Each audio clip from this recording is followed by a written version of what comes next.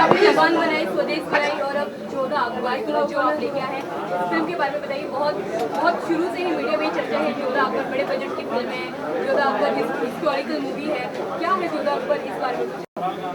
पहले तो मैं ये कहूँगा कि टाइटल पे जो कन्फ्यूजन है वो मैं क्लियर कर दूँ। फिल्म का नाम जोधा अकबर है, अकबर जोधा नहीं है। जोधा अकबर एक मैरिज ऑफ अलायंस के बारे में है जो एक राजपूत और मुगल डायनेस्टीज़ के बीच हुआ था 16th सेंचुरी में। It is how this marriage of alliance between Jodha and Akbar, how the alliance happened and how it evolved into love for the two of them after marriage. That is the theme of the film. It is an epic romance. जो ये film historical film है इसमें मतलब जैसे भी कहा जाता है फिल्म बनाना काफ़ी रिस्की हो जाता है, चलती नहीं है, काफ़ी कभी कभी ऐसा होता है फैक्ट्स देने पड़ते हैं, तो आप कितनी मुश्किल और कितनी आसान पड़ी है? एक्चुअली मैंने फोकस किया है सिर्फ कहानी पे, और जब कहानी मुझे अच्छी लगी तब मैंने डिसाइड किया कि इस कहानी को पर्दे पर लाना बहुत ज़रूरी है, क्योंकि ये मैरिज ऑफ अलायंस बहुत ही स्पेशल है। राजपूत और मुग़ल के बीच है, हिंदू और मुस्लिम के बीच है, और किस तरह से इस अलायंस की वजह से शादी के बाद प्यार में तब्दीली हुई, ये मुझे बहुत फैसिनेटिंग लगा। और फिर एक बार कहानी लेने के बाद फिर मैं रिसर्च करता गया, and based on all the research I decided to make this as an epic romance. Life की कौन सी बात आपको जो आकर्षित किया जो आपने फिल्म बनाई, क्या खास कारण? जब भी हम जोधा के बारे में हमें अगर कुछ पता है फिल्मों के ज़रिए तो वो है मुग़ल आज़म। जब भी हम मुग़ल आज़म देखते हैं तो हम ये एक ग्रांटेड ले लेते हैं कि जोधा बाई ये अकबर की पत्नी थी और जहांगीर की माँ थी। हमने ये कभी अपने आप को नहीं पूछा कि ये शादी हुई कैसे, क्या हुआ जिससे जोधा को, एक राजपूत को, राजा भारमल को अपनी बेटी को देना पड़ा अकबर को। तो ये एस्पेक्ट हमने कभी देखा नहीं था। और जब हैदर अली जिनकी कहानी है, जब उन्होंने मुझे ये कहानी नरेट की तो मुझे ये बहुत फैसिनेटिंग लगा कि किस तरह से दोनों एक साथ आए और आने के बाद किस तरह से उनमें प्यार पैदा हुआ। लगान भी एक पीरियड ड्रामा थी और जोधा अकबर भी पीरियड ड्रामा है। जैसा हमने सुना है कि आपने सिंह रेड फोर्ट बनाया, कौन कौन सी चीज़ें हैं जिस पे आपको ज़्यादा रिसर्च करना पड़ा?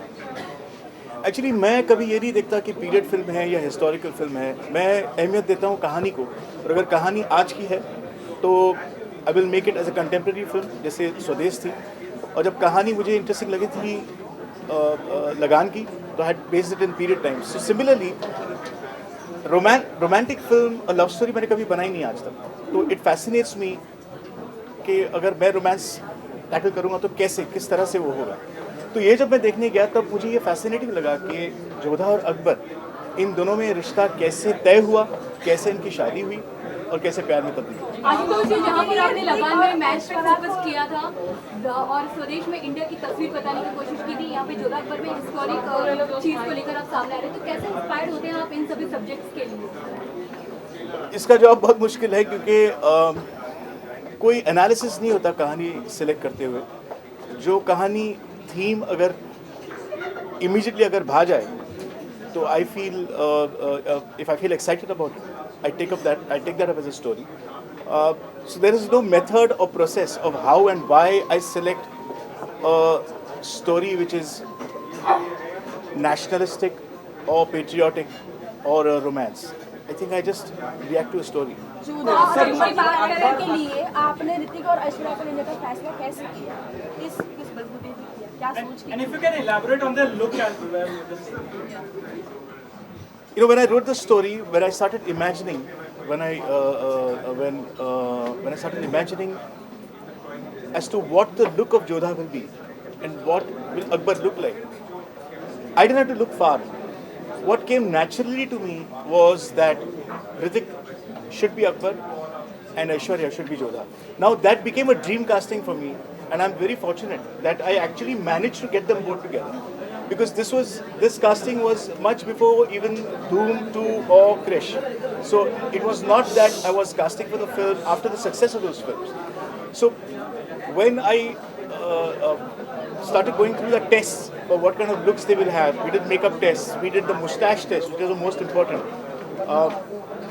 Based on all series of tests, we have created this image of the characterization of Jodha and Akbar with Hrithik and Aishwarya, and both of them have been tremendously dedicated and focused to help create this characterization. Ashutosh, आपको कहीं भी ये नहीं लगा कि जोधा और अकबर जो ऋतिक और ऐश्वर्या ले रहे थे तो जोधा अकबर ना रह के ऋतिक और ऐश्वर्या में पर्दे पर ना नहीं, मैं इस बात से नहीं डरता हूँ कि अगर ऑडियंस को ये लगता है कि वो ऋतिक रोशन और ऐश्वर्या है, मेरे लिए तो वो दोनों जोधा और अकबर ही हैं।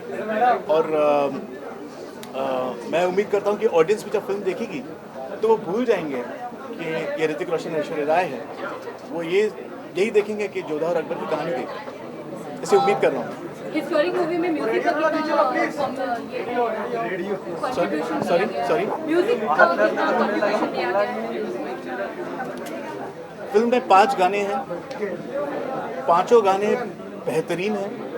ए आर रहमान का म्यूज़िक है, जावेद अख्तर साहब के लिरिक्स हैं और अलग अलग पहलू हैं, मूड्स हैं, मोमेंट्स हैं गानों के। एक्चुअली गानों के बारे में मैं ज़्यादा तब बताऊंगा जब इसकी म्यूज़िक रिलीज़ होगी, यानी 27 नवंबर को ऑडियो रिलीज़ है। अशोक, इसका कॉस्ट्यूम है, जो गहने बनाए गए हैं, जो उनका कॉस्ट्यूम दिया गया है, उसके बारे में बताइए किस तरह से रिसर्च और कैसे आपको लगा कि ये परफेक्ट है?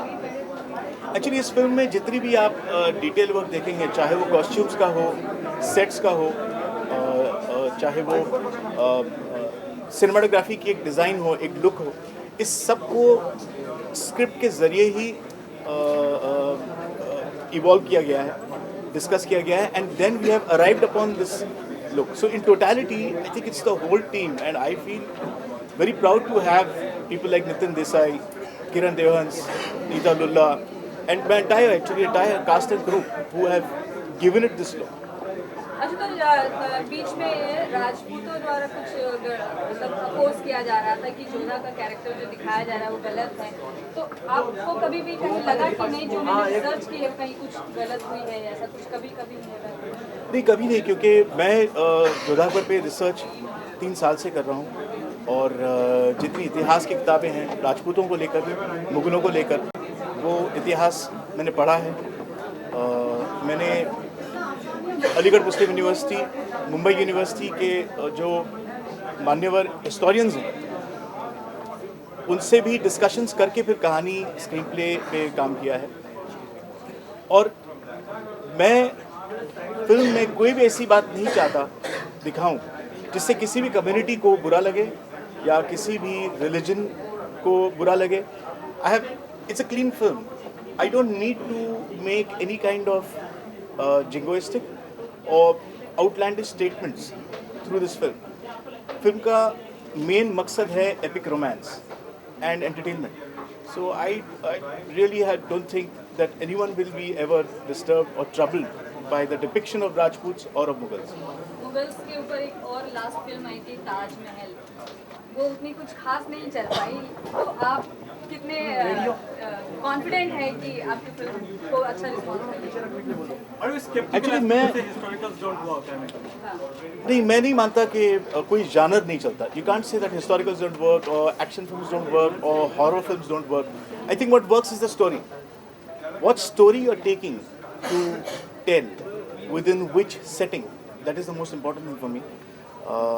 And I think the romance is the most important in Jodha Akbar. And I think that will appeal. If that appeals, the film works, and then the historicals will start working, I think. Ashutosh, your last 2 films are liked by people.